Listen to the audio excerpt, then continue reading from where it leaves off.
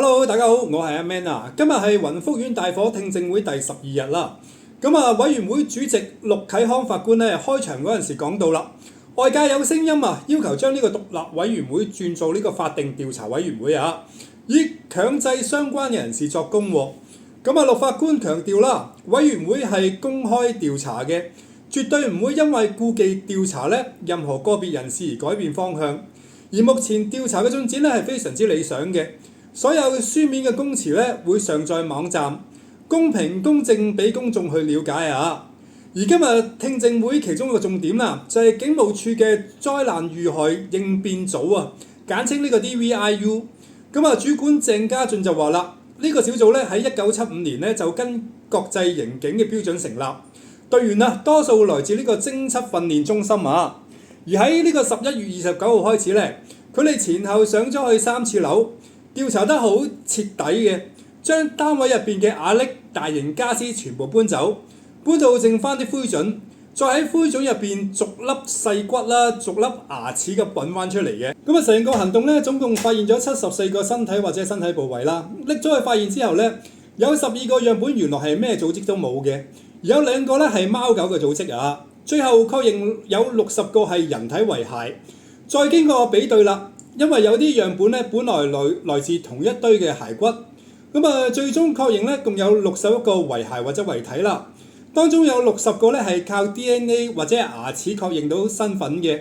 剩低1個頭骨係因為驗唔到 DNA 而喺現場嘅環境顯示佢旁邊入邊隔離係佢媽媽嘅遺骸所以推斷佢係第168個死者。鄭家俊都好肯定咁話啦。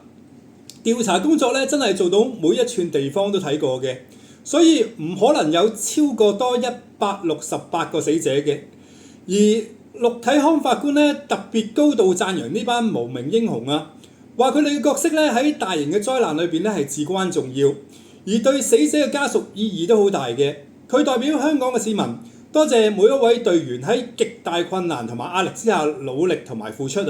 而另一個重點係警方傷亡調查中心即係 CEU。主管曾淑賢就話啦，CEU 唔係一個恆常嘅機制，係當有重大嘅事故就由警察投訴科同埋警察學院分派人手去組成嘅。今次大火喺5時50分啟動約有50人分咗6隊，開咗10條熱線而 CEU 排查出166人已經過咗身，其餘有2位死者嘅查詢係冇經過熱線嘅。37人受傷啦，184人安全。另外有31個個案喺大火前已經過身嘅啦。而呢31個個案因為資料不足無法跟進。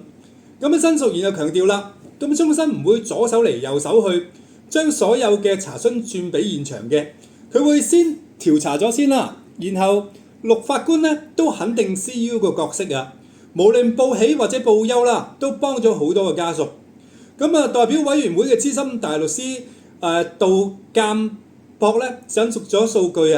話消防處當日總共接咗373宗求助平均要等58秒先至有人聽嘅。而副消防處長黃思律話當日嘅火勢蔓延得好快，好多人打電話去都好驚好亂講唔清楚地址，甚至有啲係朋友代為報案嘅。而前線同事係要花好多時間去核實。佢話以前試過一個門牌錯咗就揾唔到現場㗎啦，所以寧願花多時間拎多啲資料，好過求其收線去錯咗地方。面對好似潮水咁湧過來嘅來電消防通訊中心日間最多37人，夜晚最多31人而同一時間只可以處理到30宗求助。而處方即時啟動咗80位唔同前線嘅同事成立咗支援中心。開多18條熱線做回撥仲召喚咗所有休假嘅同事先，甚至要同總部臨時抽調人手過嚟幫手。黃思律坦言已經用盡晒所有人員嘅啦。呢句説話已經講出前線嘅同事真係盡咗最大嘅努力嘅。雖然有999錄音顯示部分嘅個案溝通唔係好理想嘅，但係其實就好多接線生都做得非常之專業。而好似之前冼婆婆嘅個案佢公開咁表揚警察嘅接線生話對方做得好專業，唔單止同佢保持聯絡仲俾咗好多好有用嘅建議直到最後通知咗佢救援到咗，令到佢安心落樓。咁呢個咧正正係前線同事啦喺混亂之中發揮應變能力嘅好例子啊！一個接線員啦，同一時間要跟進好多唔同嘅求助電話，壓力真係好大嘅。咁啊有時咧真係好難做得到好完美啊！咁啊聽證會上面都討論咗好多科技上面嘅限制啦。咁啊例如啦，無人機嘅技術仲未成熟啦，飛得高咧射水位會變得弱，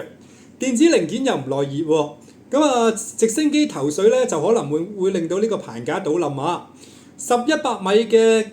鋼梯車咧重量到60到80噸啊！好多道路咧根本負荷唔到，